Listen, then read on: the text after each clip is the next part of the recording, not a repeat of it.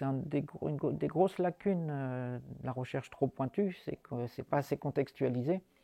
On attribue à Einstein une phrase qui disait un gros problème, c'est un petit problème qu'on regarde de trop près. Voilà, on cherche à prendre du recul et effectivement, quand on contextualise, on comprend beaucoup mieux les processus parce que dans certains contextes, c'est un processus qui va complètement dominer sur un autre, alors que ça peut être très proche dans le temps, dans l'espace, c'est un autre processus qui domine. Donc c'est pas linéaire, c'est complexe, mais il faut justement, on revient à comprendre cette variabilité. Euh, les échelles de travail comptent.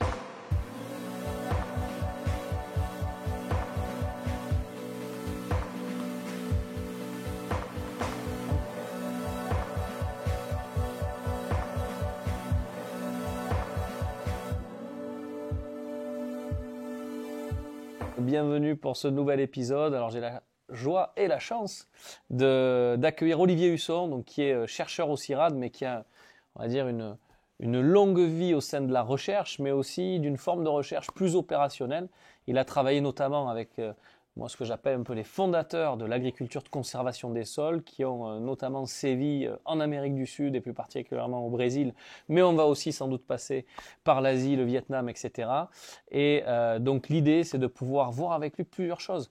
Déjà, l'agriculture de conservation, qu'est-ce que c'est? Quelle est son histoire? Et je pense que c'est une histoire assez méconnue et c'est important de revenir dessus parce que finalement, au travers du CIRAD et de l'action de quelques chercheurs, il y a eu la dissémination d'un mode de culture qui aujourd'hui profite à tous et notamment à beaucoup de céréaliers pour aller vers, on va dire, des systèmes de production agricole qui ont à la fois une valeur environnementale très élevée, notamment via la restauration de la fertilité des sols et en même temps qui arrivent à produire en quantité et en qualité.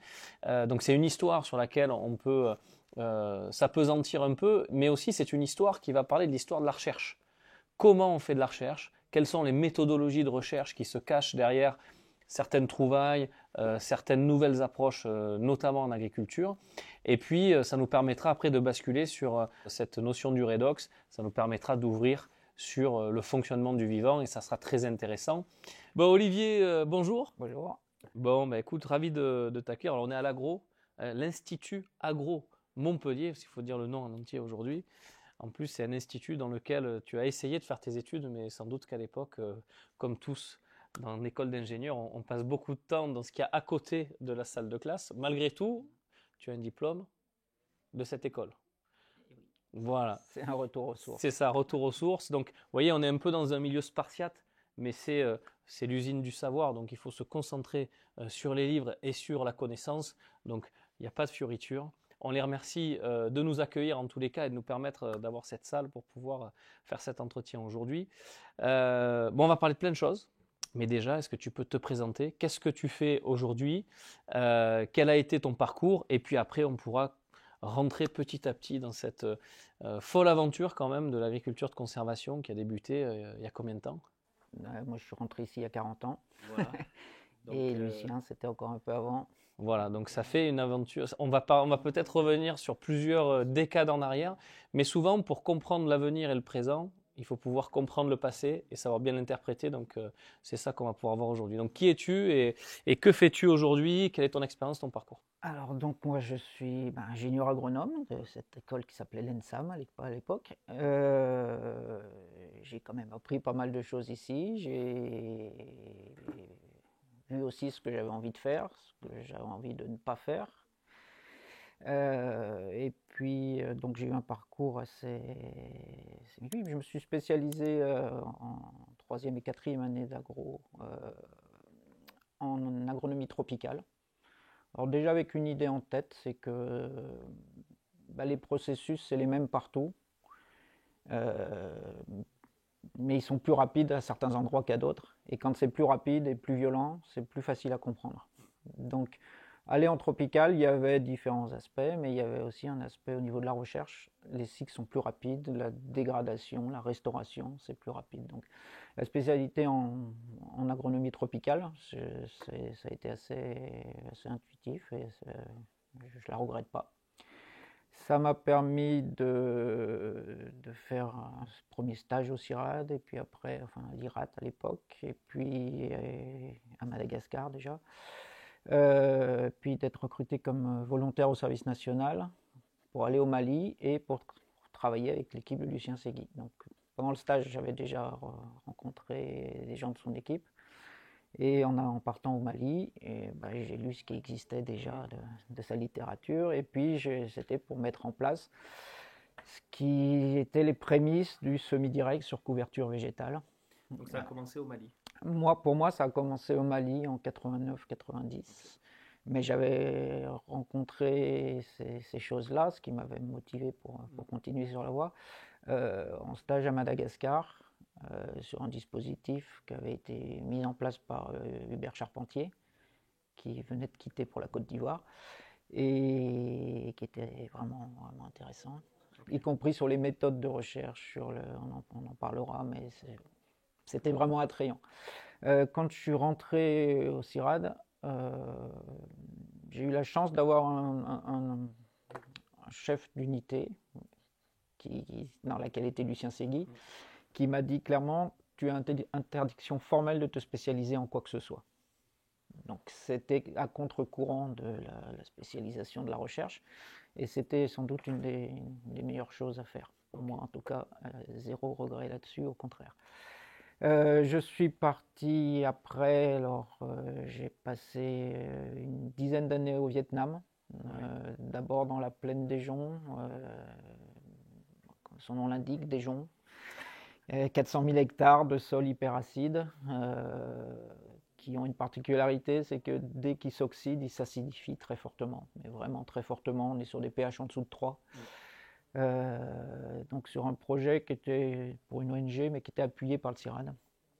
Et puis, c'est là où j'ai découvert les aspects redox. La chimie redox des rizières est très bien connue. Puis j'ai été recruté vraiment au CIRAD en 97 pour aller au nord du Vietnam sur des systèmes agraires de montagne. Donc toujours du riz, mais là du riz pluvial vraiment. Au Mali c'était pluvial, dans la plaine des Joncs c'était en irrigué.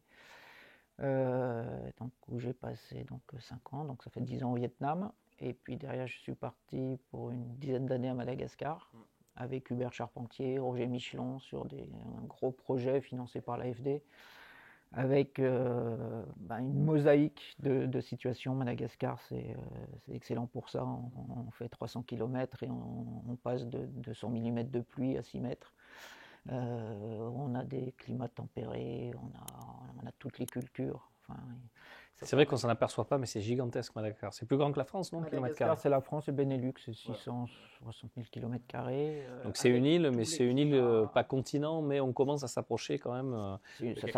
Ça s'appelle l'île continent, et voilà, on a de l'aride à du tropical humide.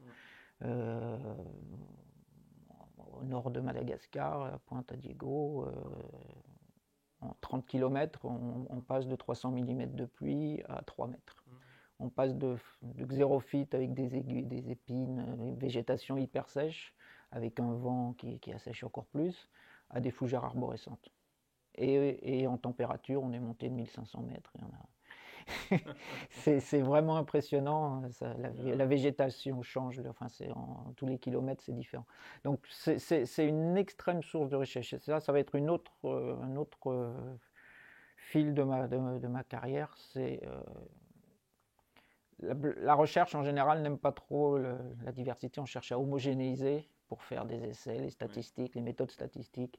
Cherche à homogénéiser, à contrôler l'hétérogénéité par des dispositifs adaptés. Moi, je suis toujours parti sur l'inverse. Pour moi, la variabilité, c'est une grosse source d'information, en particulier sur les processus. Donc, plus c'est divers, plus on va pouvoir tirer d'informations. Plus ça se passe vite, plus on va pouvoir tirer d'informations. Intéressant. Et donc, après Madagascar, tu es revenu en France? Après Madagascar, j'ai eu une période de 4 ans en France où ça m'a permis de poser les bases sur les projets autour du redox. Et donc ça, on en parlera après sur tout ce que ça a pu avoir comme conséquence. Je suis reparti 3 ans entre le Bénin et la Côte d'Ivoire. J'étais basé au Bénin, mais je relançais la station Africa Rice en Côte d'Ivoire avec des essais, avec encore un intérêt. Alors là, c'était plus avec les paysans, c'était en station vraiment. Mais c'était dans une approche changement climatique. La station à côté de Bouaké, Côte d'Ivoire, et juste sur le front intertropical. Et donc, il n'y a pas 2 années pareilles, il suffit que le front monte un peu, descende un peu. On ne sait pas quand on aura vraiment les pluies, on ne sait pas combien il y en aura. En gros, c'est un peu le climat qu'on nous prévoit. Ouais, tout à fait. Donc, de se mettre dans une zone comme ça, sans irrigation, ça permet d'anticiper et d'être en avance pour pouvoir proposer des systèmes adaptés à ce changement climatique sans être à la traîne, parce que d'essayer de subir le changement et d'essayer de trouver des solutions. Là, ça permet de dire, voilà, ça résiste plus ou moins bien, et ça permet d'avoir les grands principes. Super. Donc, bon, finalement, une diversité de pays, quand même beaucoup en zone tropicale, puisque ça a été ta spécialité, voilà, essentiellement. Et donc, voilà, Le riz, à la base, le riz. pluvial ou irrigué, Ouais. mais le riz comme culture principale des systèmes, mais sur des systèmes de culture. Et donc, à cette époque-là, comment ça se passe, l'innovation agronomique, hein, puisque bon, on parle d'agriculture de conservation des sols, on parle de façons différentes de faire de l'agriculture. Tu as aussi, au travers de ce que tu as fait en Asie, et notamment avec cette expérience autour de sols qui s'acidifient beaucoup, tu as peut-être aussi commencé à travailler cette thématique du redox à certains égards. Ça t'a permis, justement, la variabilité du processus t'a mis en lumière un certain nombre de choses, donc ça on en reparlera. Mais comment ça se passe, l'innovation dans la recherche à cette époque-là? C'est quoi les grandes tendances et comment aujourd'hui on en bénéficie, ou alors est-ce que ça nous a créé du tort finalement par rapport à l'agriculture et aux nécessités de... L'innovation dans la recherche agronomique ou dans la recherche sur l'agriculture? Tu es libre ici, La recherche agronomique était quand même très tendance, le conventionnel actuel, avec beaucoup de génétique, pas mal de chimie. Et l'idée, c'était pour l'agriculture ça s'appelait pas l'agriculture de conservation. Ouais, c'est ça, je voulais en Au venir. départ, ça s'appelait du semi-direct, Voilà. et puis après semi-direct sur couverture végétale, et puis semi-direct sur couverture végétale permanente. Enfin, les noms ont évolué, et puis avec les concepts et avec la compréhension de ce qui marchait, ce qui ne marchait pas. La grosse force de l'équipe qui était conduite par Lucien Segui au CIRAD, et puis le travail qu'il faisait, c'est on avait vraiment un panorama de toutes les conditions climatiques, socio-économiques. Voilà, quand on travaille avec des petits agriculteurs en Asie ou à Madagascar ou en Côte d'Ivoire ou avec des gros producteurs au Brésil, quand on est dans des climats hyper variés, qu'on couvre à peu près tous les climats tropicaux possibles, et que en plus de ça, dans la méthodologie de recherche mise au point par Lucien, c'était dans chaque zone agroclimatique où on se met, déjà on fait un diagnostic de ce qui se passe au niveau système agraire pour proposer des systèmes qui s'incluent dedans, hein, en fonction de l'élevage ou pas de l'élevage, de la forme d'élevage s'il y en a.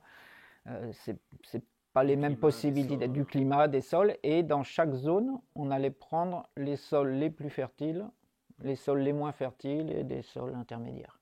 Donc on avait des dispositifs de recherche installés sur toutes... Où vous répétiez les mêmes pratiques?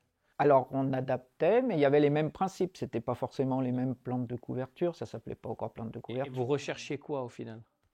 On recherchait comment améliorer le plus rapidement possible la fertilité du sol, comment maintenir les rendements, et voilà, c'était ça. Et puis réduire. Donc on a été assez longtemps soutenu par l'Agence française du développement, avec des gros projets. J'en ai géré un gros projet à Madagascar, un au Vietnam. On avait essentiellement donc comme pays en Asie, Vietnam, Laos, Thaïlande, Cambodge un peu plus tard. Actuellement, c'est le Cambodge qui est le plus fort. On avait Lucien Segui était au Brésil, mais tournait partout dans le monde, hein, Mato Grosso, mais pas que. Il tournait beaucoup au Brésil aussi, en plus de tourner partout dans le monde. Il y avait Madagascar, la Côte d'Ivoire, un peu la Tunisie, le Cameroun. C'était ça le gros des Et travailler donc sur la perturbation minimale du sol, le semi-direct dans les sols, travailler autour des couvertures végétales, etc. Voilà, alors avec une évolution. En fait, l'arrêt du travail du sol, c'est pas venu de Lucien. C'est en fait, Lucien a commencé sa carrière spécialiste du labour au Cameroun. Voilà, donc il était vraiment à faire le plus beau labour possible. Et puis, arrivé au Brésil, au milieu des années 70, il a vu des agriculteurs qui arrêtaient de labourer. Et ça l'a travaillé fortement et il s'est mis dessus. Et en fait, au Brésil, le semi-direct avait commencé dans le sud du Brésil, dans un climat relativement tempéré.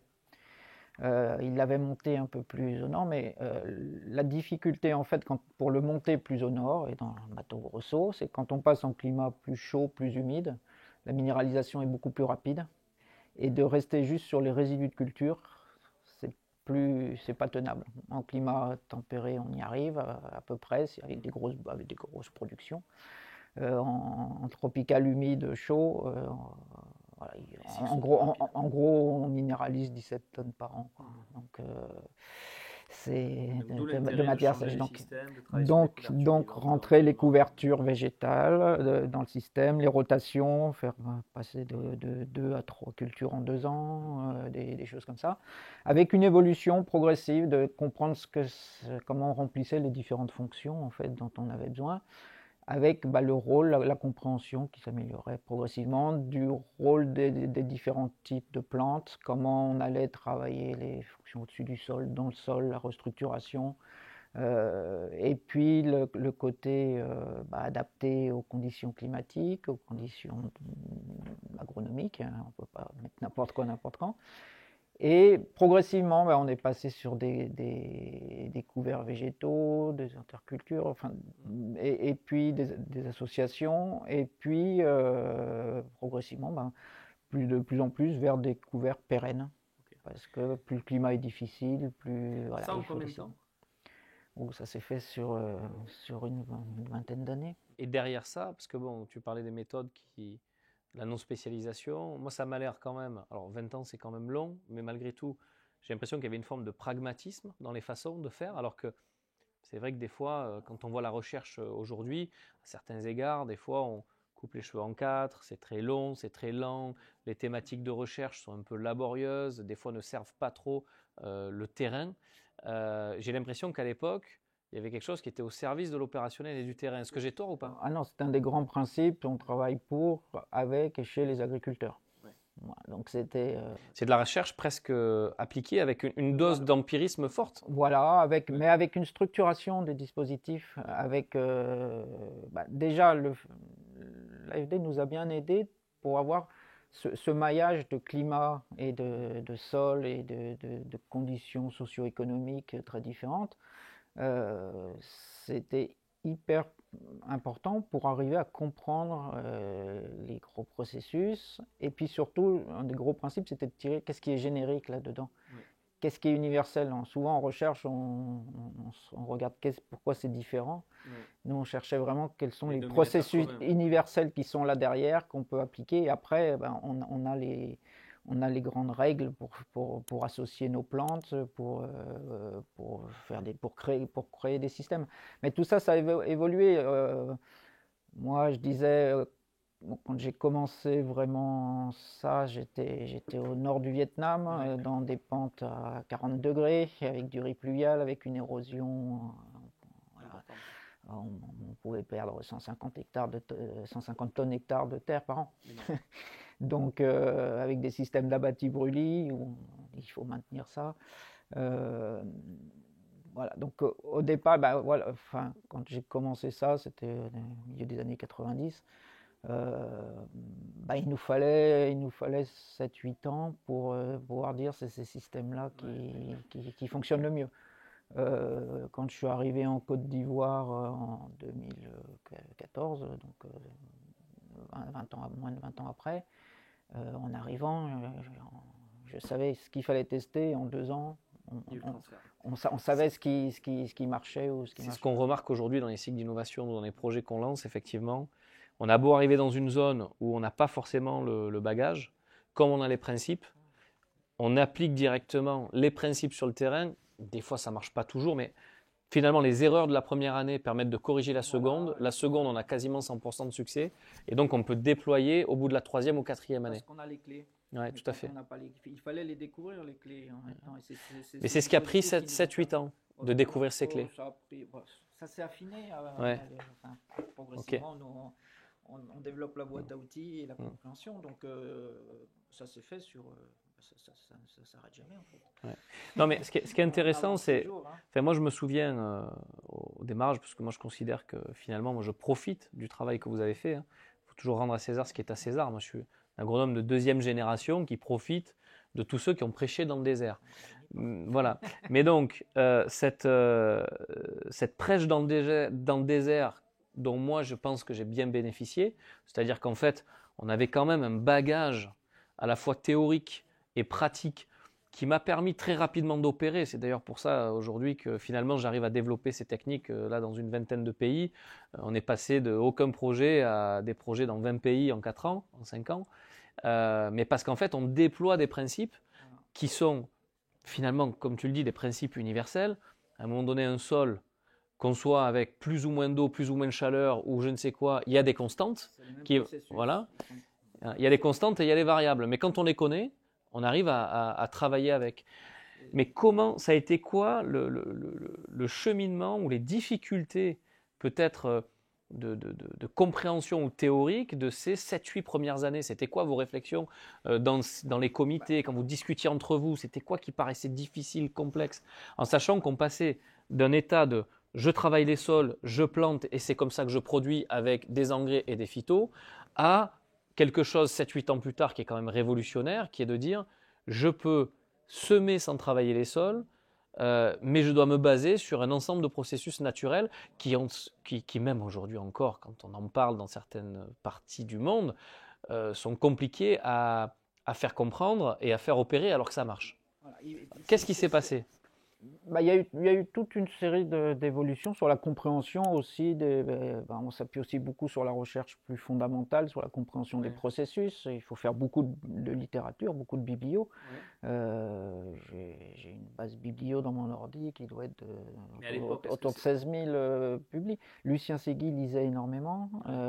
Et puis les échanges. Et puis surtout, ces échanges entre les collègues sur des climats différents en disant « Ah, toi, cette plante-là, elle marche bien là, mais elle fait ça, mais elle fait pas ça. » Et ça permettait, on avait créé un peu des bases de plantes. Alors, il fallait apprendre à connaître ce qu'on allait après appeler les plantes de service ou les couverts végétaux, mais quel service elles rendent, comment il faut les mettre, dans quelles conditions on peut les associer, comment on les contrôle. Il y avait tout le côté de la technicité pratique. Il ne suffit pas de mettre une plante qui vous fait un super boulot, mais qui derrière vous ne savez pas comment vous en débarrasser. Donc il y avait toute une évolution. Il n'y a rien de linéaire, c'est des boucles tout le temps. On comprend un truc, on essaye. Et Lucien, il disait, si tu as une question, demande à la nature, pose-lui la question. Donc, et pour lui poser la question, on met en place un essai, ou est-ce que ça répond, ou voilà. On a des modèles conceptuels de comment ça fonctionne. On teste en disant, normalement, là, ça doit fonctionner comme ça. On voit que ça fonctionne comme ça ou pas. Si c'est pas ça, il faut réajuster. Et puis surtout, il y a toute la contextualisation qui est fondamentale. C'est une des grosses lacunes de la recherche trop pointue, c'est que c'est pas assez contextualisé. On attribue à Einstein une phrase qui disait un gros problème, c'est un petit problème qu'on regarde de trop près. Voilà, on cherche à prendre du recul. Et effectivement, quand on contextualise, on comprend beaucoup mieux les processus parce que dans certains contextes, c'est un processus qui va complètement dominer sur un autre, alors que ça peut être très proche dans le temps, dans l'espace, c'est un autre processus qui domine. Donc c'est pas linéaire, c'est complexe, mais il faut justement, on revient à comprendre cette variabilité. Les échelles de travail comptent, et puis même dans le manuel du semi-direct à Madagascar, on avait développé, on a mis très longtemps à développer ce qu'on a appelé les unités agronomiques. En fait, on ne cherchait pas vraiment à dire que ici la géologie ou le type de sol va faire qu'il faut proposer plutôt ces systèmes-là. C'était en quelques questions, par dichotomie, de dire, voilà, on a ces systèmes-là qui vont fonctionner. Là, voilà. Est-ce qu'on est en haut ou en bas, est-ce qu'il y aura de l'eau ou pas, est-ce que le sol est relativement fertile ou pas, est-ce qu'il y a de l'élevage ou pas. Voilà. En 4 ou 5 questions, on avait les unités agronomiques. On savait que dans telle unité, on avait une liste de propositions à faire avec des systèmes qui pouvaient marcher. Mais ce qui fait que, parce que je me souviens, j'ai eu une ferme au Cameroun pendant 3 ans, et j'avais fait de la biblio à l'époque. On faisait de l'ananas sur l'exploitation notamment, et j'étais tombé sur un guide du SMI Direct ou quelque chose comme ça, qui avait été produite, il y avait tes schémas dessus, tu sais. En fait, c'est le guide, le manuel du SMI Direct à Madagascar. En plus d'avoir été traduit en vietnamien, anglais, espagnol, portugais, il a été, pas sur l'ensemble, il a été décliné en particulier sur, ça va être le manuel des savanes. Voilà. Avec les mêmes bases de schémas sur la compréhension, les principes et tout. Et puis après, c'était la déclinaison des systèmes, en particulier, là on était beaucoup avec l'assaut des cotons. Ouais. Donc c'était les systèmes autour du cotonnier. Donc voilà, une adaptation, mais une adaptation des principes à une autre culture qui était... C'est intéressant, donc 7-8 ans de recherche, de l'itération, j'ai l'impression quand même...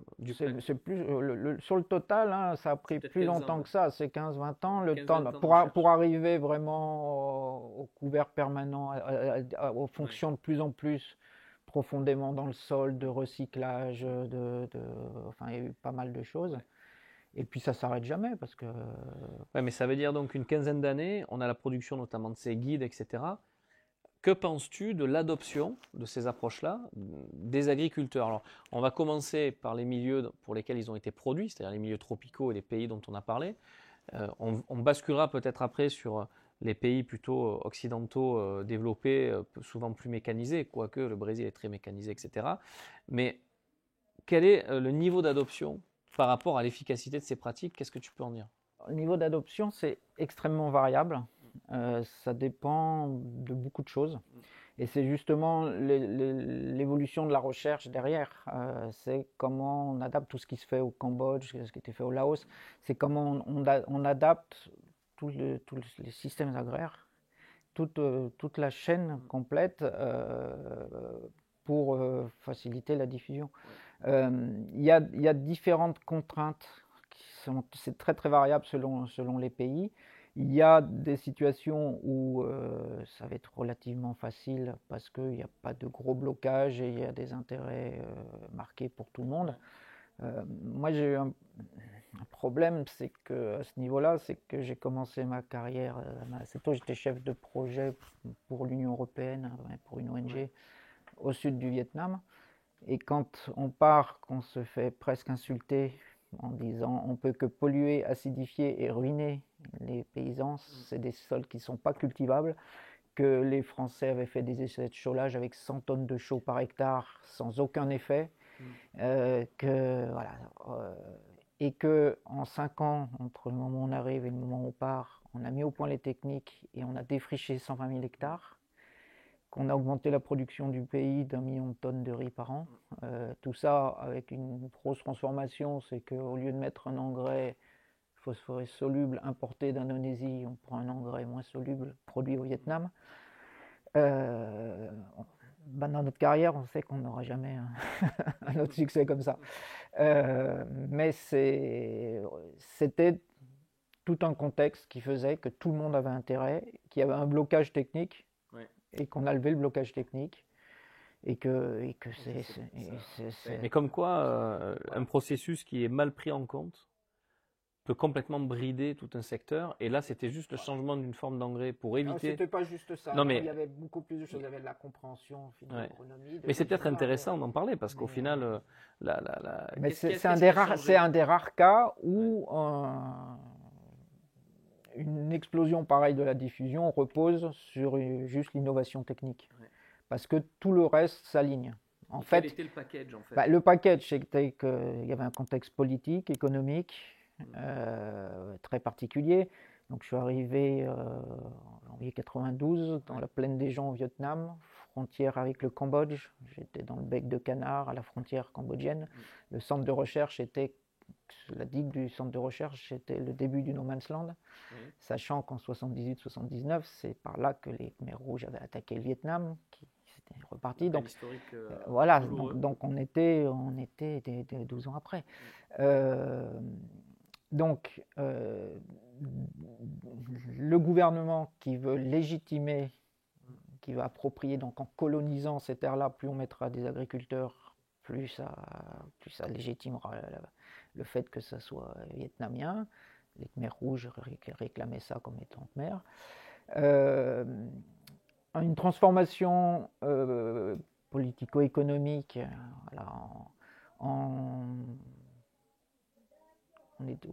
jusqu'en 89, le Vietnam était importateur durable de riz. En 89, ils ont attribué des titres de terre, ils ont autorisé la commercialisation des produits. Ils ont ouvert le système communiste. Et en 92, ils étaient 4e exportateur mondial. Voilà, c'est des échelles. La créativité peut s'exprimer. Voilà. Et donc il y avait ces sols-là qui bloquaient, tellement acides. Voilà. Et donc il y a eu toute une série de compréhensions sur la gestion de l'eau, sur le type d'engrais, sur les dates de semis, avec là la variabilité spatiale qui était phénoménale, avec en fait des rendements du riz qui étaient extrêmement liés à quelques centimètres de différence dans la parcelle. On avait des parcelles avec 700 kg par hectare par centimètre. Donc sur la gestion de l'eau, avec des parcelles un peu plus haut, avec il y avait 600 000 hectares. Le point le plus bas que j'ai mesuré, c'était 75 cm au-dessus du niveau de la mer. Le point le plus haut, 1,10 m. Donc on parle de 35 cm, et en 35 cm, la végétation changeait complètement. Les sols changeaient complètement, et ce qu'il fallait faire pour les défricher passait à l'opposé. C'est-à-dire que les sols un peu plus hauts, en fait, ces sols ils sont submergés par la crue du Mékong, et là le pH remonte.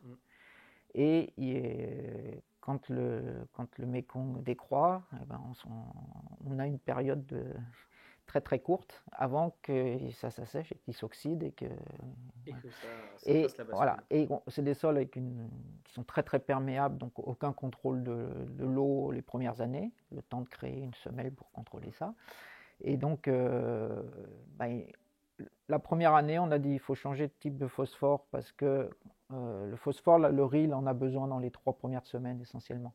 Mais si on mettait un phosphore soluble, parce qu'en fait ce qu'on a changé, c'est que si on attendait la décrue complète du Mékong, à la fin de cycle c'était trop sec. On n'arrivait pas à maintenir de l'eau, même en pompant tout ce qu'on voulait. Donc on semait du riz pré-germé à la volée dans l'eau. Et ce qu'on a réglé, c'est quelle hauteur d'eau pour le semis. Et donc les sols les plus hauts, il fallait semer très très tôt, parce qu'il y avait la décrue du Mékong. Une fois que le Mékong atteint le niveau du sol, enfin la nappe atteint le niveau du sol, s'il y a des sols en pente comme ça, la nappe elle plonge à l'inverse, parce que ça descend. Donc les sols un peu plus hauts, il fallait les semer très tôt et irriguer à fond. Et il fallait surtout mettre du phosphore dans l'eau. Et si on met un phosphore soluble, on fait des algues. Exactement. Et on étouffe tout. Voilà. Il fallait voir que le riz, en fait, il allait passer 3 semaines sous l'eau à essayer de sortir. Vous avez utilisé, c'était du thermophosphate. Donc un mélange. C'était assez Zola. J'ai visité l'usine au nord du Vietnam. On met de l'apatite, du phosphore avec du charbon, et on met ça dans un énorme four avec des plaques de métal, il y a un truc qui devait avoir 500 ans, et avec un gars en bas qui pique pour pas que ça colmate, avec une barre, et quand la barre est un peu chaude, il la met dans l'eau, il en prend une autre, il n'a pas de gants, enfin Zola quoi.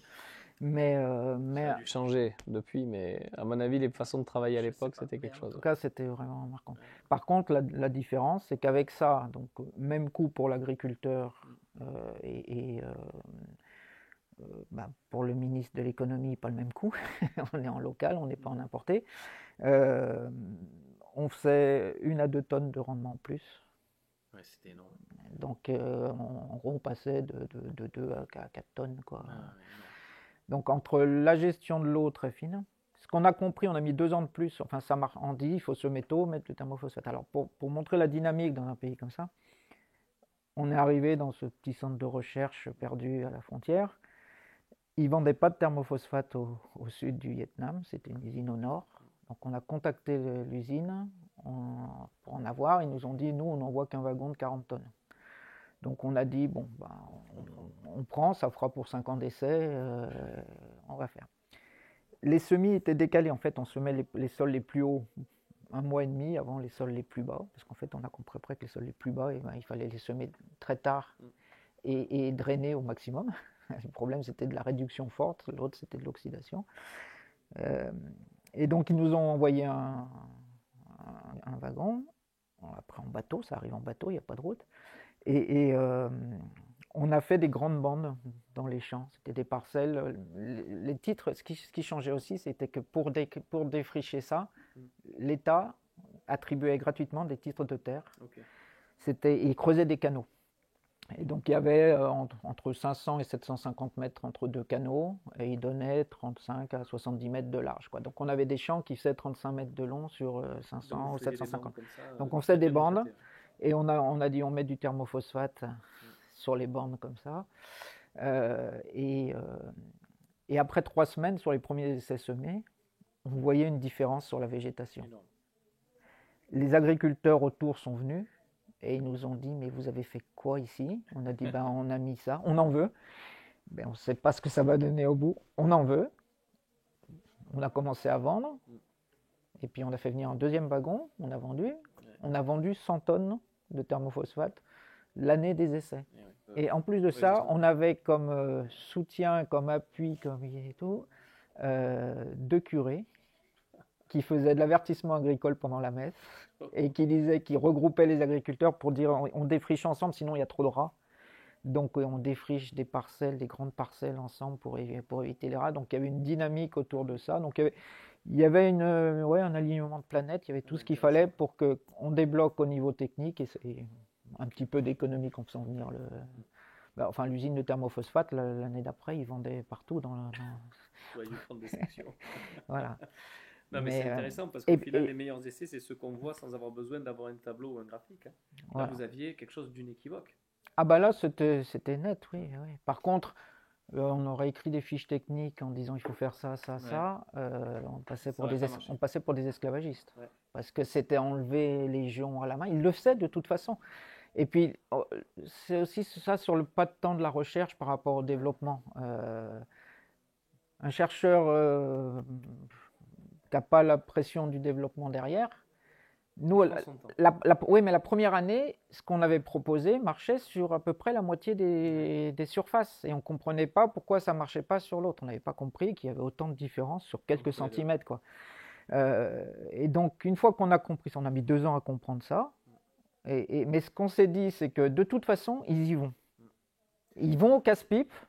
Donc, déjà, il y en a la moitié, on va leur éviter de se planter. Globalement, on a bien fait, ça nous a permis de comprendre le reste. Et puis, après, la diffusion, elle s'est faite d'une manière assez originale aussi. C'est que les premiers agriculteurs qui travaillaient avec nous, les terres ne valaient rien, quoi, à ce moment-là, parce qu'on ne savait pas les cultiver. Et il fallait recréer, en fait, de quoi gérer l'eau mieux, avant de pouvoir passer en 2 cycles, parce qu'après on passe en 2 cycles par an, une fois qu'on a la gestion de l'eau, mais recréer cette couche imperméable qui permet de gérer l'eau. Et donc les premiers qui ont travaillé avec nous, après 2 ans, leur terre produisait bien comme il faut, ils l'ont vendue, ils ont fait 10 km plus loin, ils ont acheté 10 fois la surface. Ils ont refait le même système. Et ils ont refait le même système, et 2 ans après, ils étaient... Donc il y a des agriculteurs qui ont commencé avec nous, qui 5 ans après, avaient 100 hectares. Ah oui, donc au Vietnam, c'est gigantesque. Ouais. Voilà, une ferme, c'est 1 hectare. Hein. Et donc, on a eu un problème de ressources humaines, qui est le fait que l'essentiel des ingénieurs ont quitté le projet pour s'installer comme agriculteurs. Ils voyaient que les agriculteurs allaient gagner beaucoup plus qu'eux, et donc ils sont partis. C'était pas un problème parce que ça a fait la diffusion. Mais voilà, donc la première contrainte qu'il y a, c'est le foncier. Donc le foncier, Madagascar, par exemple, le nombre de fois où on a travaillé avec des agriculteurs qui, après 4 ou 5 ans, le sol se refait, ça démarre, le propriétaire arrive, c'est mon sol, et je laboure et j'ai un super rendement, ça c'est arrivé un nombre de fois pas possible. Il y a des contraintes très très sous-estimées, le vol. Moi j'ai passé j'ai mis au moins 2 ans à Madagascar. Quand j'allais courir le week-end autour de Tananarive, je voyais du manioc planté à 30 cm par 30 cm. Et moi, mes cours d'ici, le souvenir que j'avais, c'est le coût du manioc, c'est l'implantation, et qu'une densité moyenne, c'est 1 mètre par 1 mètre. Donc pourquoi ils multiplient quasiment par 10 le coût d'implantation? Ils augmentaient le temps de récolte. Au lieu de faire des gros tubercules qu'on récolte rapidement, ils faisaient plein de petits tubercules. Comme ça, le temps de récolte est augmenté, et donc le risque pris par les voleurs la nuit est trop important. Donc ils multiplient par 10 le coût pour avoir un bulbe pour augmenter les temps de récolte. Ça, on ne l'apprend pas ici. Un agriculteur qui prenait tout, qui adoptait tout ce qu'on lui proposait, ça marchait super. Il avait un couple de pitons dans sa rizière. Et il disait, ça c'est les meilleurs gardiens du monde, incorruptibles, et ils font très peur. Et donc, lui, il pouvait y aller. Mais comment veut-on demander à investir, quel que soit le système, hein, là c'est pas agriculture de conservation ou pas, comment on peut demander à des gens, il y a déjà un gros risque économique au niveau climatique, un risque d'échec au niveau climatique, un risque économique, le prix des engrais, ces choses. Comment on va leur demander d'intensifier, d'investir dans des engrais quand il y a un risque de vol énorme? Et il y a eu une étude par un collègue à Africa Rice sur 8 pays d'Afrique de l'Ouest, dans 24 districts, où il demandait de placer les contraintes à l'intensification, quelle qu'elle soit. Le vol revenait premier ou deuxième dans tous. Donc le vol, c'est très très sous-estimé. Donc il y a un côté aspect social qui est sous-estimé. Je te rejoins. Moi, je me souviens au Cameroun, j'ai 2 anecdotes. La première, c'est sur notre exploitation. Je voulais faire arrêter le brûlis. Parce qu'on parle, chez nous, on parle du labour et de l'excès de travail de sol, mais dans ces pays-là, le brûlis, c'est terrible. Et donc, la première année, je dis voilà, on a un sorgho local là-bas, il s'appelle ça le sisongo là-bas. Donc j'ai dit, eux, ils me disent c'est terrible, c'est la pire des mauvaises herbes. Moi je leur demande, mais ça pousse comment? Ils me disent, oh, ça doit faire ça au moins 5 fois par an. Je lui dis, mais c'est fabuleux, on va en planter 2 hectares et on va en faire du paillage. Alors les mecs me regardent comme ça, ils ont l'impression que je suis devenu fou. Et donc je leur dis, et également l'implantation des champs, on va arrêter d'ouvrir les champs en brûlant tout. On doit défricher des trucs un peu buissonnants, on va les couper, on va acheter un broyeur, on va broyer sur place, etc. Et première année, ils me brûlent 2 hectares. Et ils me disent, c'est à cause du voisin qui a lui brûlé. Non, c'est que juste tu ne veux pas changer tes habitudes et donc tu m'as cramé 2 hectares pour repartir sur l'itinéraire technique normal. Et pareil sur le paillage, donc on fait exprès de rater les choses pour pas que les choses se fassent. Donc c'était assez fou. Et deuxième anecdote, c'était sur une ferme de 3000 hectares où on veut développer l'agriculture de conservation chez un riche propriétaire terrien. Et en fait, je lui dis, il faut laisser les résidus sur place. Il me dit, mais c'est pas possible. Je lui dis, pourquoi? Parce qu'en fait, on a les pâtureurs, en fait, les éleveurs qui passent sur l'exploitation, et les mecs ont toujours un briquet dans la poche, et comme pour eux, brûler les résidus fait qu'on va avoir une repousse améliorée pour le fourrage de leurs animaux avant la replantation du futur maïs, ils passent et ils font tout cramer dans la plaine. Et donc, on a eu un facteur très compliqué à gérer de ce type-là. D'ailleurs, ça n'a pas été très gérable. Hein. Donc en fait, la seule chose qu'on a trouvée, c'était implanter des parcelles fourragères exprès, expliquer aux éleveurs qu'il ne fallait pas passer sur toute la sole de maïs, mais sur les 3 hectares qu'on avait dédiés avec du fourrage de bien meilleure qualité. Mais même ça, c'était très compliqué. Hein, parce qu'ils augmentent le nombre d'animaux et donc ça suffit. Et ça suit. Mais il y a beaucoup de choses comme ça. Et quand c'est encore plus complexe que ça, sur les bas-fonds en Afrique de l'Ouest, en fait, tout est cramé, mais souvent le bas-fond crame moins parce qu'il y a plus d'eau. Mais c'est dans le bas-fond qu'il faut cramer si on crame quelque part, parce que c'est de la matière organique qui évolue pas, donc on se retrouve en asphyxie, et donc il y a trop de matière organique pas évoluée. Donc il faudrait cramer le bas-fond, et surtout pas cramer autour. Oui, sauf que ça crame beaucoup autour. Ça crame essentiellement autour. D'ailleurs, tu te mets sur, on va dire, sur une partie haute du paysage. tu fais un 360 autour de toi, tu as 70 départs de feu dans ces régions-là. C'est impressionnant. La station Africa Rail, c'est 700 hectares. Il n'y a pas beaucoup d'années, elle ne brûle pas alors que c'est clôturé. On a des essais qu'on brûlait avec des pare-feux partout autour, avec le feu de la forêt qui rentrait, qu'on voyait des flammes. Enfin, le feu, c'est une des calamités. Mais il y a vraiment toute une série de contraintes qui sont... Et ça ne va pas du tout se lever pareil en fonction d'où on est. Enfin, c'est très très différent. Mais c'est très ancré dans les habitudes, ce qui fait que... Il y a les serpents. On laisse un paillage. Et ben, en Afrique, ils ont quand même très peur des serpents. Et puis ils n'ont pas de bottes. Voilà, donc on risque d'augmenter ça. Au Vietnam, moi je me suis fait engueuler parce que je montais dans une parcelle c'était après la récolte du riz. C'était à 40 degrés, vraiment, c'était une pente, on s'accroche pour monter, et il y a un cobra qui me fonce dessus. J'ai sauté sur le côté, je me suis à moitié embroché dans un tronc d'arbre, et je me suis fait engueuler parce que je ne l'avais pas attrapé. Ça valait $100. Allez-y, quoi. Donc en fait, ils sautent sur les serpents, ils les attrapent, ils les bouffent. Et dans la plaine des gens au Vietnam, je disais, il y avait le problème des rats. Au départ, on était obligé de défricher des grandes... Moi, dans la plaine des gens, j'ai mangé du rat pendant 2 ans et du serpent pendant 3 ans. Enfin, pardon, j'ai mangé du serpent pendant 2 ans et du rat pendant 3 ans. Ils ont bouffé tous les serpents qui contrôlaient les rats. Oui, donc en fait, tu te retrouves avec un écosystème... un écosystème, voilà. Mais on saute sur les serpents, on les attrape, on les bouffe. Non, mais c'est intéressant tous ces facteurs sociaux. Et si on revient, par exemple, chez nous, la question du travail de sol, du labour, etc., c'est assez complexe. Et on rejoint finalement les mêmes dynamiques. Des dynamiques sociales, des dynamiques d'installation d'habitudes qui sont compliquées à lever. Ce qu'on n'a pas dit, c'est que Hubert Charpentier... Donc il faisait partie de la même équipe. Pilier, pour moi, c'est avec lui que j'ai le plus appris parce que j'ai passé des années à Madagascar. J'ai accepté un poste relativement administratif à Madagascar pour passer 5 ans avec Hubert et Roger Michelon, donc des mines, enfin en information, ce que j'ai appris.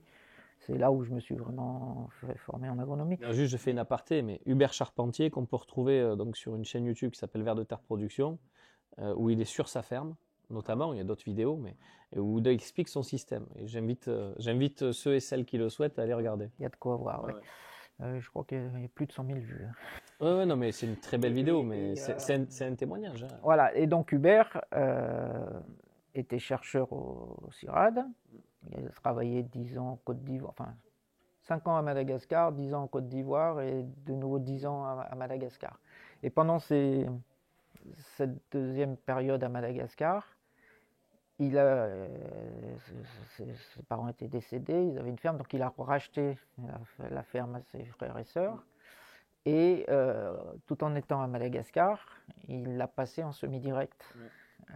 Donc ça a été compliqué, c'est des allers-retours, des choses comme ça. Donc c'est dans le Berry, et en fait, c'est Roger Michon qui voulait aller le voir, qui ne trouvait pas où c'était, il s'arrête, il y avait quelqu'un qui passe, et Hubert, je ne sais pas. Et puis il finit par dire, il fait des couverts.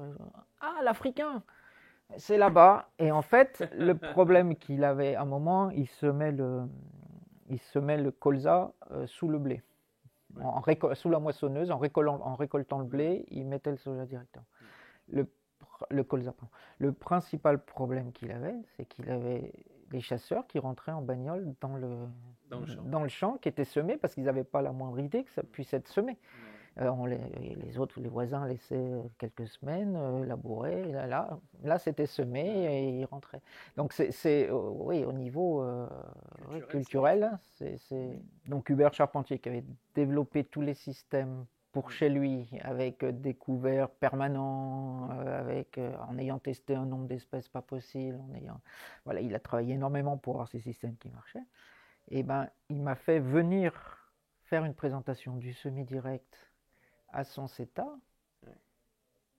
pour que ça vienne de l'extérieur, quoi. Alors qu'il en savait 100 fois plus que moi sur les systèmes, sur ce qu'il fallait faire là, mais il fallait que ça vienne de l'extérieur. Donc, non, mais c'est intéressant. Nul n'est prophète en son pays. Hein. Ça, c'est évident. On le voit tous quand on a des fermes familiales. Et quand on revient sur la ferme, personne ne nous écoute, même si on est écouté dans le monde entier, c'est fou, quoi. Et on parlait des méthodes de recherche, donc voilà, on a vu un peu la question d'avoir un réseau de sites, avoir une méthodologie et des échanges qui permettent de faire progresser, d'être aussi spécifique à chaque site, à chaque endroit, à chaque climat, et de prendre en compte ces facteurs sociaux pour travailler l'adoption. Aujourd'hui, si tu te mets en perspective de tous les bénéfices de ces types de systèmes et leur adoption aujourd'hui au XXIe siècle, et en particulier, voilà, on est en 2025, qu'est-ce que tu en penses? C'était l'approche la plus pragmatique et la plus efficace pour prendre du recul, comprendre ça. Ce qu'on n'a pas précisé, c'est qu'on avait donc, on a dit, on avait les différentes zones climatiques, socio-économiques, on avait les types de sols plus ou moins riches, au niveau de l'eau aussi, plutôt bas-fond, plutôt, enfin, on avait ces aspects-là. Mais après, sur chaque dispositif, donc c'était des grandes parcelles. On testait, il y avait les essais systèmes, on testait des systèmes de culture avec des rotations, des couverts végétaux, ces choses-là. Et puis on avait ce qu'on appelait les cuisines, des essais. Alors, donc ça, c'était souvent des grandes bandes, pas forcément avec des répétitions au sens statistique, mais en fait, on avait les répétitions entre les différents sites. Enfin, ça permettait de comprendre pas mal de choses. On avait aussi des essais thématiques, ce qu'on appelait les cuisines. Quand on met ça, est-ce qu'il faut remettre un peu plus d'engrais ou pas? Est-ce qu'on ajustait entre la variété, l'engrais, les dates les espacements de semis, enfin tous ces petits réglages, on les faisait sur des essais thématiques plus fins. Donc ça permet de progresser à la fois sur les systèmes et sur les petits réglages qui font que le système il fonctionne. Mais moi, j'ai pas l'impression de voir ça aujourd'hui. Non, c'est des dispositifs qui sont assez rares, on l'a appelé. Ce qu'il faut comprendre aussi, c'est que gérer des dispositifs comme on gérait, honnêtement, il n'y a pas grand monde qui peut le faire. Et pourtant, c'était une chaîne d'innovation logique.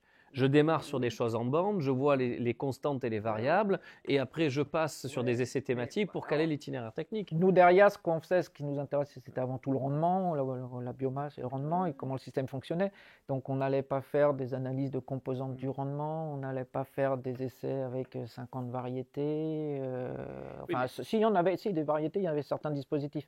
Mais c'est des dispositifs, moi je l'ai réalisé après coup, je l'ai réalisé quand je suis arrivé à Africa Rice, où donc je suis rentré dans une station qui avait été abandonnée 12 ans avant, pendant les événements, pendant la guerre, qui était vide, il n'y avait pas d'électricité. Par contre, elle avait été protégée, donc ça, bon, elle avait brûlé, les terrains avaient brûlé régulièrement, mais les infrastructures étaient là, ils avaient évacué pas mal du matériel. Moi, j'ai récupéré un vieux pulvériseur à disque, le truc qu'il ne faut absolument pas, des gros disques lourds qui pulvérisaient, mais j'avais 3 mètres de trucs. J'ai dit, on enlève les disques mobiles, on soude des ornières. J'ai fait un rouleau FACA pour 200 €, avec un truc qui traînait là depuis 20 ans. Quoi. J'ai dit, il y a 3 grands types de sols en pluvial, donc on fait une toposéquence sur les 3 trucs. Ce qu'il faut voir, c'est qu'on rentrait dans des graminées de 4 mètres de haut, on rentrait au tracteur pour essayer d'identifier, pour mettre les parcelles, pour les placer. C'était assez cow-boy. Et j'ai dit, donc j'ai commencé avec 2 hectares sur une toposéquence, 2 hectares sur un truc très pauvre, et puis 6 hectares sur le plateau où il y avait plus de trucs. Africa Rice, ils étaient habitués à avoir des essais de parcelles de 4 mètres par 5, avec des trucs. Ils me disent, mais on ne pourra pas irriguer ça. J'ai dit, moi, je me mets là justement parce que mais même pas une irrigation de sauvetage pour pas que ça meure. Non, ça meurt, c'est tout. On est là pour tester les systèmes.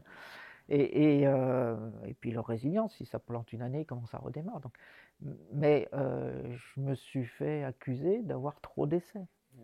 Et moi, pour moi, de gérer ces 10 hectares, il y avait quand même un bon paquet de parcelles, parce qu'à chaque fois qu'il y a c'est un autre principe, hein, chaque fois qu'il y a des rotations de culture, parce qu'il y a 2 cultures dans la rotation, les parcelles sont doublées pour avoir, si c'est un riz-maïs, qu'on ait chaque année du riz et du maïs. Aussi, il y a du manioc en plus, on les a 3 fois. Donc le même système est répété. Il y a des fertilisations, il y a des traitements pesticides ou pas. Donc ça fait un nombre de parcelles qui paraît énorme, ça fait des protocoles ou pas. Et nous, on a l'habitude de gérer ça Hubert Charpentier, il avait ça, il suivait ça à Madagascar, au lac à la Haute, à Manakar, donc centre-est du pays, sud-ouest du pays, et à Tuller, sud-est et sud-ouest.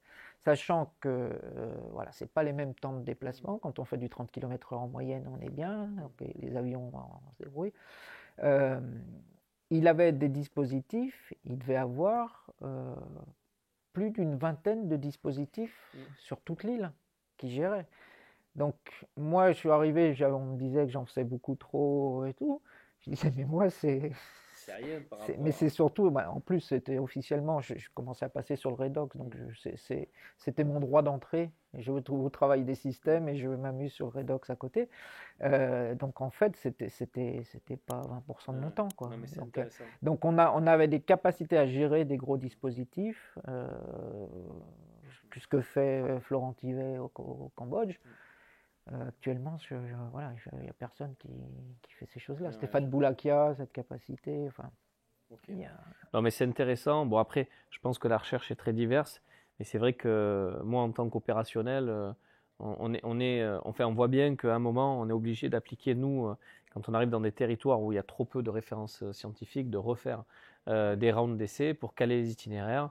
Par contre, ça prend aujourd'hui, en 3 à 4 ans, on arrive à avoir tous les déterminants de l'itinéraire technique. Parce qu'on sait déjà quelles plantes vont passer ou pas, parce qu'on a les clés, on sait quoi regarder, on sait comment adapter, comment ajuster. On a vraiment le mode d'emploi. Après, on a la recette de cuisine et après, voilà. Bon, nickel. Tu as parlé du Redox. Donc là, on a vu un peu l'aventure vers l'agriculture de conservation. Qui est une aventure qui continue aujourd'hui, puisque nous, en tous les cas, on développe énormément ça sur à peu près tous les continents et tous les climats. Et on voit bien que ces principes que vous avez appliqués à l'époque sont aujourd'hui utiles et servent finalement ceux qui veulent opérer. Tu es allé un pas plus loin finalement avec le Redox dans la compréhension des mécanismes. Est-ce que tu peux nous en dire 2 mots et puis dans quelle mesure le Redox est un outil qui peut être utile ou utilisable dans un cadre agricole courant?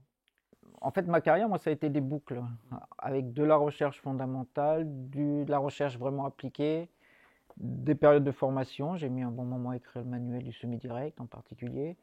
Et puis, des périodes de biblio, plus fondamentales pour créer ce projet autour du Redox. Donc, c'est vraiment des boucles tout le temps. Et ça a commencé, en fait, j'avais travaillé pour une ONG belge dans la plaine des Joncs, au Vietnam. Et j'avais pris des stagiaires hollandais, parce que c'était les spécialistes de ces sols-là.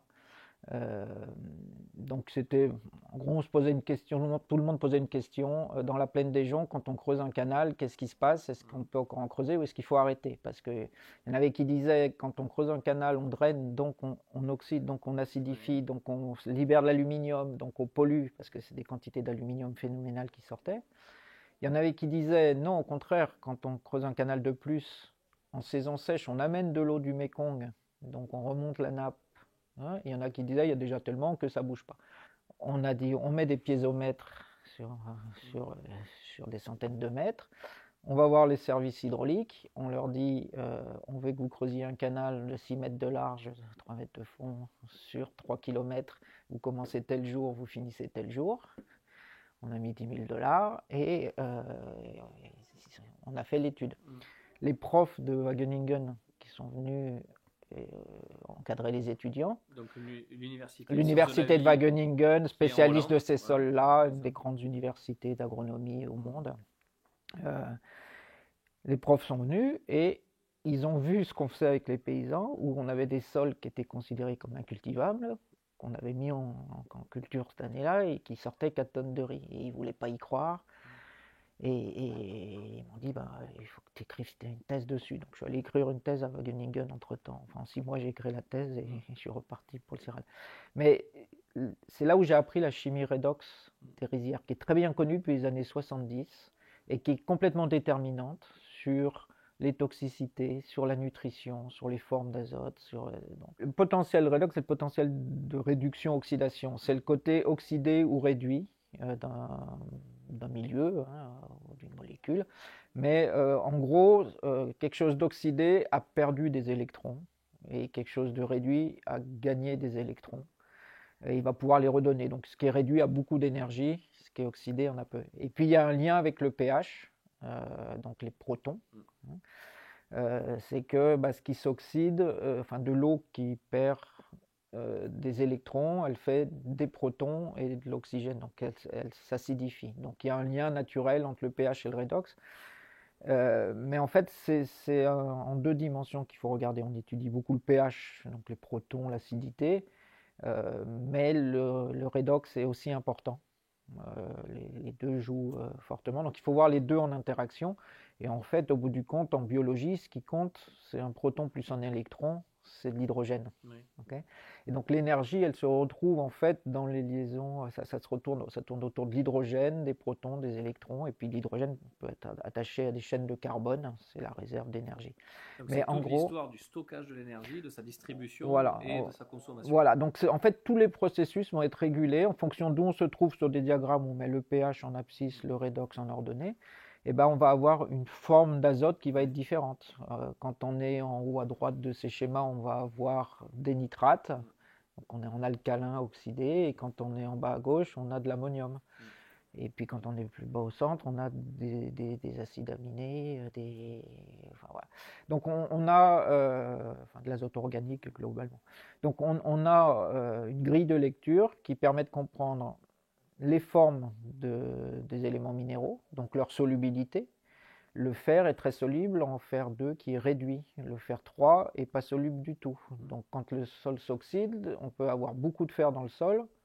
La plante va être carencée, elle va être obligée de dépenser de l'énergie pour aller chercher, pour réduire le milieu, amener des électrons, des protons acidifiés et rendre le fer soluble pour pouvoir l'assimiler. Pareil pour le manganèse. Et puis chaque élément va se placer différemment. Donc toute la nutrition est fondamentalement liée à ça. Et puis la nutrition, ça impacte la croissance de la plante, d'où la photosynthèse. Et la photosynthèse, c'est ce qui permet d'accumuler l'énergie par la réduction primaire. Donc d'accumuler de l'hydrogène, en fait. La photosynthèse, ça prend du CO2, ça crée des chaînes de carbone, ça enlève un oxygène à chaque carbone et ça rajoute 2 hydrogènes. Donc en fait, ça fait des liaisons carbone-hydrogène que la vie va réutiliser pour récupérer cette énergie. Du glucose, c'est des chaînes. En fait, le carbone, c'est les compartiments de la batterie et l'hydrogène, c'est l'énergie qui est accrochée. En cassant ces liaisons carbone-hydrogène, il faut un peu d'énergie pour les casser et on récupère beaucoup d'énergie en faisant des liaisons carbone-oxygène, donc du CO2. Voilà. Donc c'est des choses qui peuvent paraître un peu éloignées du quotidien, mais c'est pour ça que les végétaux produisent de l'oxygène, parce qu'ils évacuent un oxygène, et ils viennent accumuler leur biomasse, qui est majoritairement de l'hydrogène, du carbone, puis un ensemble d'éléments après pour former aussi des molécules fonctionnelles, voilà, de l'oxygène, et puis des molécules fonctionnelles que sont les protéines sont finalement entre guillemets moins nombreuses que l'infrastructure générale, mais sont là pour apporter des fonctions, et donc c'est toute l'histoire de la vie qui commence par la photosynthèse. Après, voilà. La matière organique, ça se fait c'est l'énergie de la photosynthèse qui va ça va fabriquer ces sucres, cette matière organique, ça va nourrir les micro-organismes, ça va nourrir la mésofaune, la macrofaune.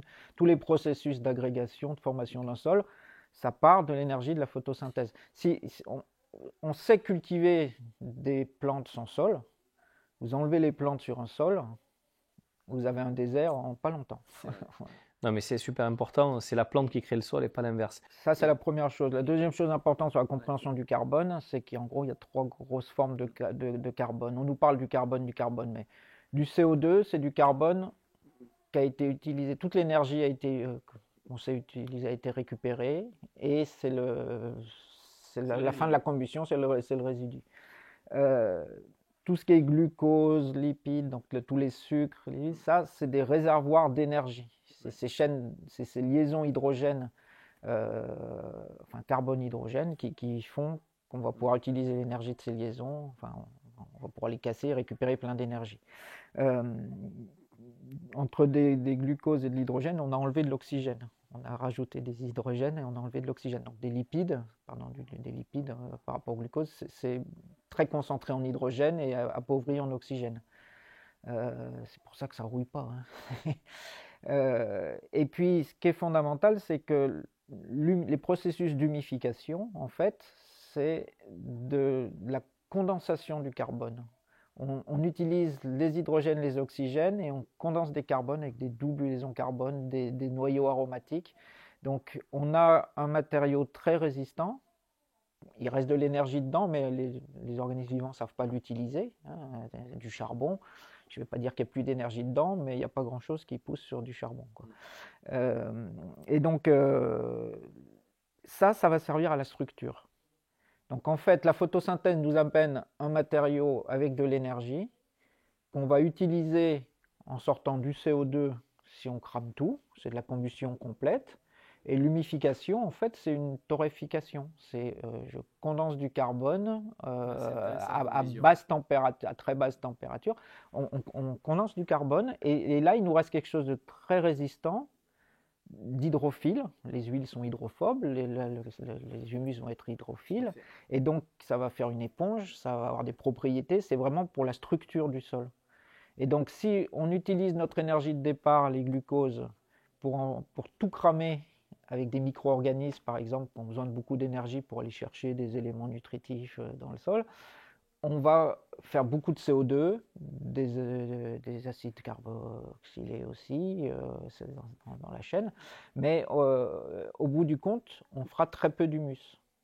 Si à l'inverse, on a des micro-organismes qui sont très efficaces pour utiliser l'énergie, mais qui vont garder l'essentiel de la structure, ils vont pas casser toutes les liaisons carbone, on va avoir quelque chose pour la structure du sol. Donc il y a un côté structure, un côté énergie et puis un côté résidu. Ouais, donc il faut prendre tout ça en compte quand on veut établir une bonne stratégie, en s'attendant que si je veux construire de l'humus, je vais finalement manger de la fertilisation court terme pour la plante et donc je dois la prendre en compte. Sinon, je construis un sol fertile aux dépens de ma plante de culture. Voilà, c'est de l'allocation de l'énergie. Après, il y a des phases dans la régénération où on va soit favoriser des micro-organismes qui vont aller chercher l'azote, le phosphore, le soufre, qui vont taper dans la matière organique du sol et donc on ne va pas grimper du tout en carbone, voire on va baisser. Ou au contraire, favoriser des micro-organismes qui sont très efficaces parce qu'ils n'ont pas besoin parce qu'on leur fournit l'azote, le phosphore, le soufre aussi. Hein, ils n'ont pas besoin de dépenser de l'énergie pour aller chercher ça, donc ils sont plus efficaces, ils le transforment mieux. Mais donc finalement, cette approche redox permet de comprendre l'énergie. De comprendre l'énergie et de se dire, au final, est-ce qu'il faut toujours gagner des électrons ou pas? La question, c'est est-ce que j'en ai assez? Est-ce que je peux taper dedans? Voilà. Si j'en ai pas assez, il faut que je vienne les accumuler. Donc voilà. On a cette notion de pH, c'est un peu les notions de conditions de milieu, hein, voilà, avec pH, la valence des organismes qui va pouvoir se développer avec des pH plus ou moins acides. Et ensuite le redox qui vient compléter la vision et qui permet de dire voilà les flux d'énergie, les stocks d'énergie, et est-ce que je dois en accumuler ou profiter? Ça va ensemble. En fait, chaque micro-organisme va se développer, ou chaque cellule, elle va se développer dans des conditions pH redox spécifiques. Donc, une bactérie qui fixe de l'azote, elle ne supporte pas l'oxygène, elle se développe en milieu très réduit. Okay. Une bactérie qui fait de la dénitrification, au contraire, elle est en milieu oxydé. Donc, on a besoin d'un peu de toutes ces bactéries, donc on a besoin d'une diversité de milieux. C'est là encore l'importance de comprendre les processus aux bonnes échelles et de voir la variabilité du milieu. C'est un principe en écologie, c'est que sur un milieu très homogène, les micro-organismes qui vont se développer en particulier, mais c'est plus large que ça, ça va être un processus stochastique, c'est du hasard, enfin c'est les plus opportunistes qui vont passer, mais la plante elle n'arrive pas à choisir. Sur un milieu bien structuré où on a une diversité de milieux, la plante va pouvoir choisir, c'est déterministe, elle choisit les micro-organismes qu'elle veut. Pour ça, en fait, elle modifie les conditions, au niveau de la rhizosphère, elle modifie les conditions pH, redox, elle nourrit, et elle choisit les micro-organismes qui vont eux-mêmes corriger ces... Et ça veut dire que la matrice sol doit être suffisamment riche et diverse pour que la plante puisse faire ça. Et la calamité d'un sol compacté, c'est que dès qu'il pleut, tout s'engorge. Donc tout est en asphyxie, tout est très réduit. C'est des bactéries anaérobies opportunistes qui vont se développer, qui sont pas bonnes pour les plantes.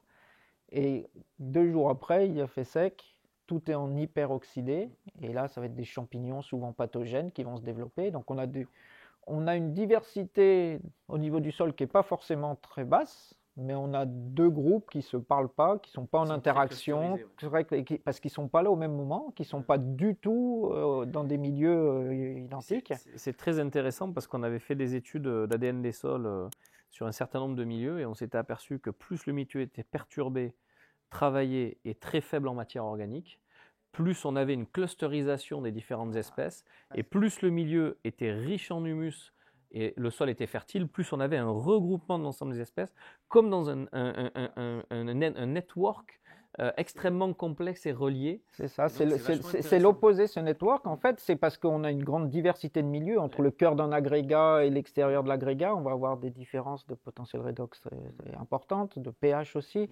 Autour de la racine, il y a une racine, elle acidifie ou elle réduit, enfin ça change beaucoup. Et donc le fait d'avoir une grande diversité, ça permet d'aller choisir ce qu'on veut.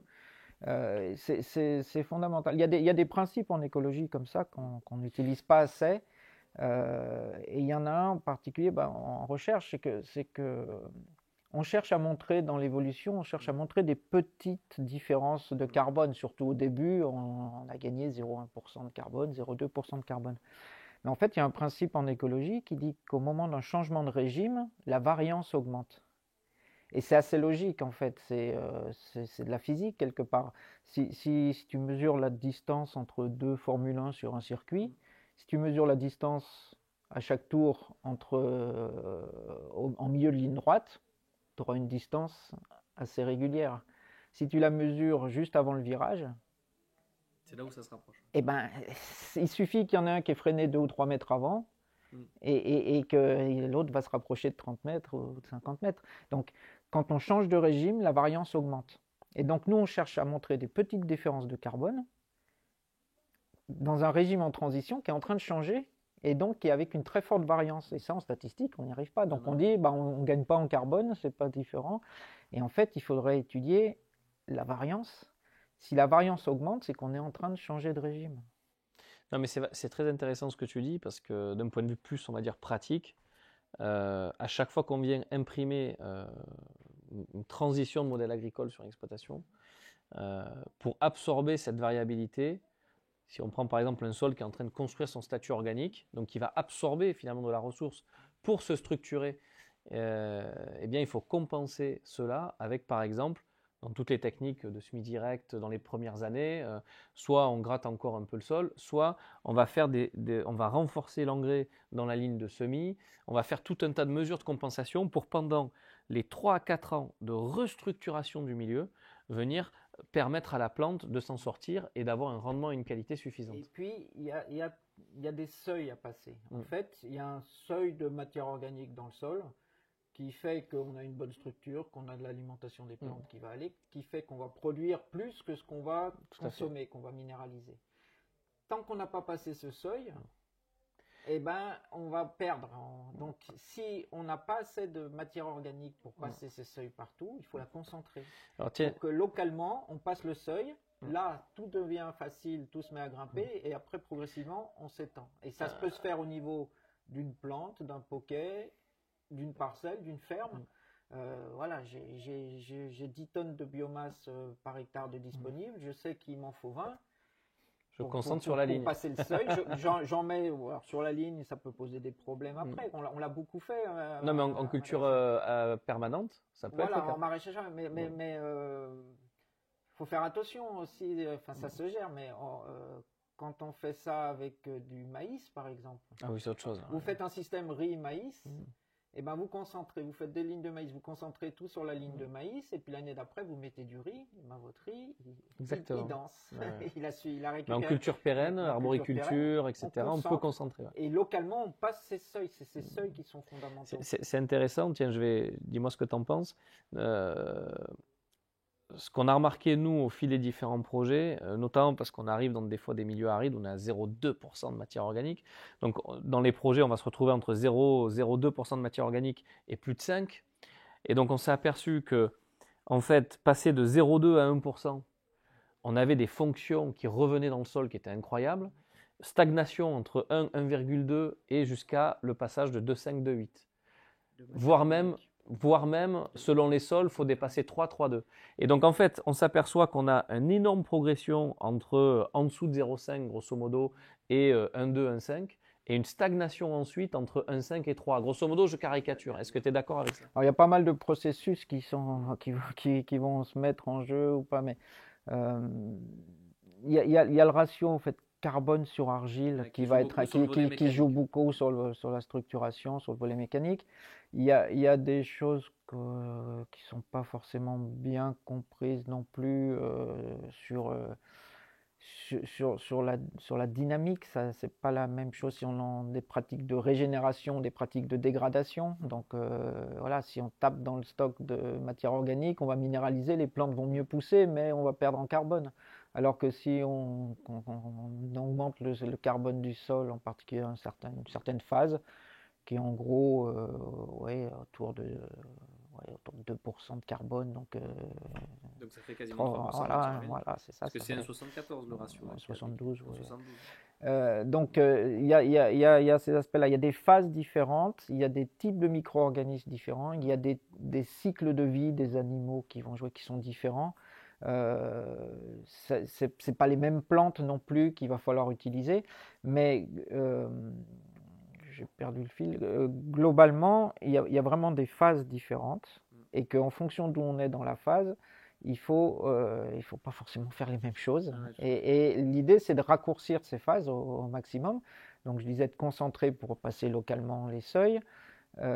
C'est très dynamique, c'est pas linéaire. C'est plein d'interactions, c'est des boucles dans tous les sens, donc il y a des seuils. Ces seuils, ils dépendent aussi du climat. Et une des choses qu'on a. Il y a des grandes constantes. Hein. Il y a des grandes constantes. Il y a le climat, il y a un peu le pH, il y a des grandes constantes qui sont prises en compte dans certains modèles, mais il y a toute la dynamique, il y a le sens si on est en régénération ou en dégradation.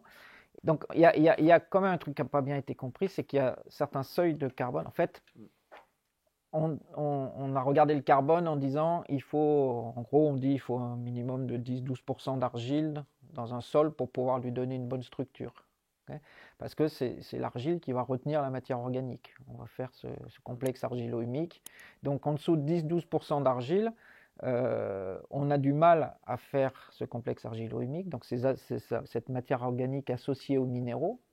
Et donc, du coup, on va être obligé de jouer en fonction d'où on est dans les cycles, de jouer sur des types de biomasse, avoir des biomasses pour faire de la matière organique particulière là, il va falloir mettre de la biomasse plus stable.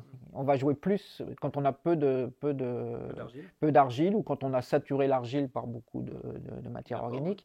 Il y a beaucoup d'apports. Il va falloir jouer sur des types de matière organique avec des C sur N assez élevés, avec une dégradation relativement lente pour augmenter le stock de matière organique qui n'est pas protégé physiquement, mais qui chimiquement est relativement stable. Pour mettre des biochars. Ça, c'est basique. C'est basique. Ce qu'on n'a pas bien compris, c'est que on pense qu'on a besoin d'argile pour garder la matière organique, mais en dessous d'un certain seuil, en fait, on a besoin de matière organique pour garder l'argile.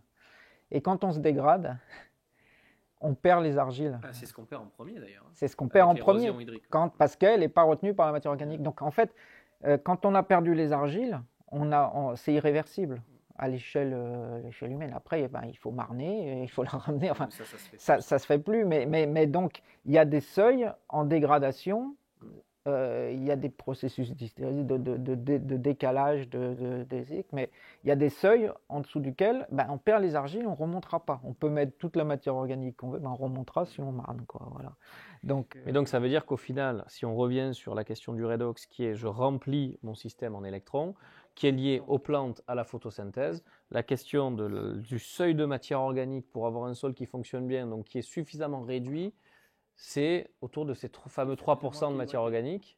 En tout cas, c'est 17%, c'est un ratio matière organique sur argile entre 17 et 22 pour commencer à fonctionner. Et au-dessus de 22, c'est top. Voire plus. Enfin, c'est vraiment, voilà. Mais il faut 17, c'est déjà le seuil bas. C'est le seuil bas et c'est là où on a du mal à remonter. Par contre, c'est là où on est très souvent. mais donc, ça veut dire aussi qu'il y a une recapitalisation au sein des sols à faire. Et toi, les méthodes redox que tu as pu mettre en place, viennent aussi aller dans ce sens. Voilà, mais surtout l'intérêt, c'est qu'on comprend que les plantes malades, c'est des plantes qui sont trop oxydées, qui n'ont pas assez d'énergie. Soit parce qu'elles ont poussé trop vite, parce qu'on les a forcées, parce qu'on les a déséquilibrées avec trop de nitrates, ou qu'elles étaient en engorgées, donc toute l'absorption des minéraux ne va pas, donc la photosynthèse ne va pas. Donc tout ce qui fait baisser la photosynthèse oxyde les plantes. Tous les stress oxydent les plantes. Une sécheresse, une inondation, des radiations très fortes, des excès de température, un fongicide, un herbicide soi-disant sélectif. Toutes ces choses-là, tout ça, c'est des stress oxydants. Donc la plante, elle finit par plus avoir assez d'énergie. Donc il y a de la réallocation, un changement du métabolisme. Si elle devient vraiment trop oxydée, elle va devenir sensible à des maladies, parce qu'en fait, cette oxydation va permettre le développement de la plupart des pathogènes, des insectes qui vont manger ça. Et donc, la plante, elle va être obligée de tuer ces trucs-là par suroxydation localement et d'envoyer un signal pour changer le métabolisme en disant je pousse moins et je garde plus mon énergie pour me protéger. Ouais, voilà. Donc, et puis après, de l'énergie aussi, il en faut pour la floraison, pour remplir les grains. Donc il y a des stades sensibles. Au début, quand il y a peu de photosynthèse, les jeunes feuilles, où ça fonctionne mal, elles sont plus oxydées, elles sont plus sensibles. À la floraison, il y a un stade sensible parce que l'énergie passe beaucoup vers les fleurs, et puis au remplissage, à la véraison quand on est en viticulture. Donc ça permet de comprendre comment nos pratiques épuisent plus ou moins les plantes, ou au contraire les renforcent et les stimulent. Et puis du coup, comment elles seront plus ou moins sensibles. Et c'est là où on retrouve aussi, on arrive maintenant à mesurer avec des spectromètres, à faire des mesures très rapidement, très simples. Et là encore, quand on regarde les données, on a passé 2-3 années un peu compliquées là, à essayer de comprendre. On est vraiment dans la recherche-développement, à rendre ça comme un outil de pilotage pratique de la protection agroécologique des cultures. Comment une macération va réduire, comment un fongicide va oxyder, comment une taille, enfin, n'importe quelle pratique va décaler la plante, comment les variétés sont différentes. Et en fait, on a compris récemment qu'il fallait faire des mesures très tôt le matin. C'est là où on voyait les différences. Et c'est parce que pendant la nuit, il n'y a pas de photosynthèse. Et donc la plante s'oxyde, parce qu'elle respire quand même. Et que c'est le matin que se développent les pathogènes, essentiellement. Et donc, si on mesure en milieu de journée, en fait, on ne sait pas si on a une plante qui a une toute petite batterie, qui s'est complètement vidée pendant la nuit, donc qui s'est oxydée fortement pendant la nuit et qui le matin va être très oxydée et très sensible, et puis qui s'est rechargée rapidement avec la photosynthèse pendant la journée. Ou si on a une plante qui a une grosse batterie, qui pendant la nuit s'est peu vidée, et puis elle se recharge doucement, forcément, une grosse batterie, ça se recharge plus doucement qu'une petite batterie. Et donc en mesurant au milieu de journée, on ne sait pas comment c'était tôt le matin, c'est tôt le matin que ça se passe, et ce qui compte, c'est cette stabilité, en fait, donc d'avoir une capacité à tamponner les fluctuations. Et là encore, un sol bien structuré, les fluctuations au niveau redox sont bien plus faibles qu'un sol mal structuré, donc la plante encaisse beaucoup moins et est beaucoup moins déséquilibrée. Donc la structure, c'est vraiment la clé, quoi. S'il faut tout résumer en un mot, la structure est clé, et voilà. Bon, ben super, merci pour toutes ces infos. Je pense qu'on est rentré même vraiment dans la mécanique profonde de tout ça. Finalement, on tire un trait entre l'agriculture de conservation qui vise à restaurer la fertilité des sols. On se rend compte que l'approche redox nous amène à avoir un sol bien structuré, un sol propice pour que la plante puisse avoir un effet tampon justement sur ce fameux processus redox qui est finalement le processus de circulation de l'énergie et de la consommation de l'énergie. Donc on en revient au final, les basiques de l'agronomie, matière organique, bonne gestion des sols, haute fertilité des sols, activité biologique dans les sols, permettent d'avoir des plantes en bonne santé, et c'est validé par le cadre théorique du redox. Donc ce qui est bien, c'est qu'on voit que la boucle est bouclée. Pour faire une bonne agronomie, il faut que je gère bien mes matières organiques, il faut que j'ai un sol fertile. Et donc voilà, ça justifie quand même tout un mouvement actuel qui va vers une réduction de travail de sol, vers une maximisation de la biomasse végétale au sein des systèmes agricoles. Et donc, on voit que tout cela quand même converge. Merci pour ça. Est-ce que tu as des actualités ou quelque chose que tu aimerais dire pour conclure ou pour ouvrir? Non, rien de spécial. On travaille sur pas mal de choses. En particulier, rendre pratique ces histoires de pilotage redox avec des mesures tôt le matin, en voyant que quand on a une grosse variabilité du redox, on sait qu'on est sur des plantes à risque et donc de pouvoir les traiter en préventif, les réorienter avant. Donc là, il y a une branche qui s'ouvre qui va être assez passionnante. On a besoin de créer un nombre de références encore assez impressionnant, mais on a les moyens, les outils, les clés. On a compris quand même beaucoup de choses ces 2 dernières années, donc on va arriver au côté pratique. C'est toujours la même chose dans ma carrière. Des enchaînements, de la compréhension. Le cadre théorique redox est vraiment passionnant et super éclairant, même sans aller dans le détail pour le pilotage. Déjà de savoir que nos pratiques orientent plus ou moins, que c'est des plantes oxydées qui tombent malades en fonction du pH, c'est pas les mêmes types de pathogènes. Enfin, tout ça, ça donne un cadre de compréhension qui est très très utile, même sans aller faire des mesures, en pouvant mesurer et en se donnant les moyens de piloter. Ça va être, on devrait arriver à faire des choses vraiment intéressantes. Encore 10 ans de recherche. Merci beaucoup Olivier pour tout ça. Génial. Merci pour tout Olivier, merci d'être venu. Avec plaisir. Et puis voilà, on se retrouve pour de nouvelles aventures sans doute bientôt.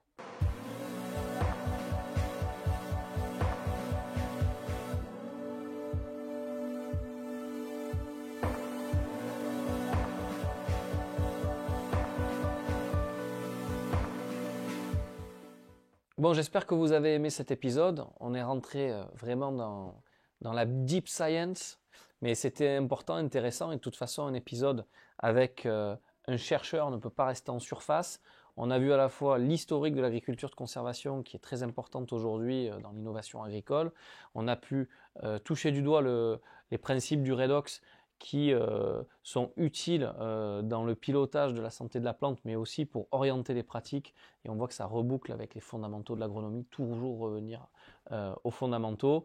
Merci de votre écoute. Si vous avez aimé l'épisode, abonnez-vous, parlez-en autour de vous. La seule manière de venir rétribuer cette chaîne, c'est de la promouvoir, c'est de vous y abonner.